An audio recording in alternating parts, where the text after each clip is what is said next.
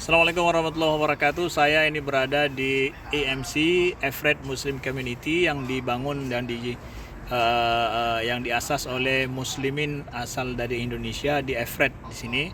Dai asal Aceh, Ustadz Amri Fatmi kembali memenuhi undangan untuk bersafari dakwah di Amerika pada bulan Ramadan 1445 Hijriah atau 2024 Masehi ini.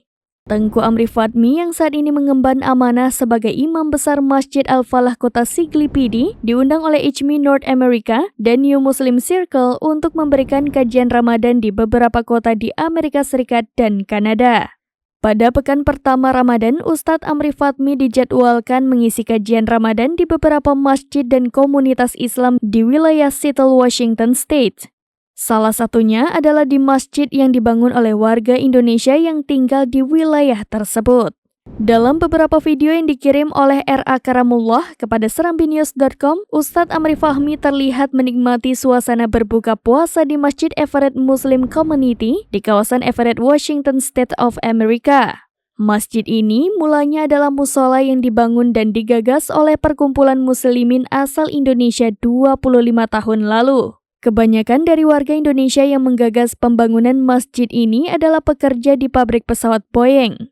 Sehingga mayoritas jamaah masjid ini merupakan para pekerja di pabrik pesawat Boeing yang berasal dari berbagai negara di dunia.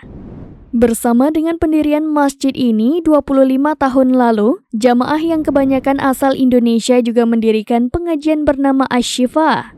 Selama bulan Ramadan ini, ceramah dan imam salat tarawih berasal dari Indonesia dan dari negara lain juga. Setiap hari selama Ramadan, lebih dari 200 jamaah hadir di masjid untuk melakukan buka puasa bersama hingga sholat maghrib, isya, dan tarawih secara berjamaah.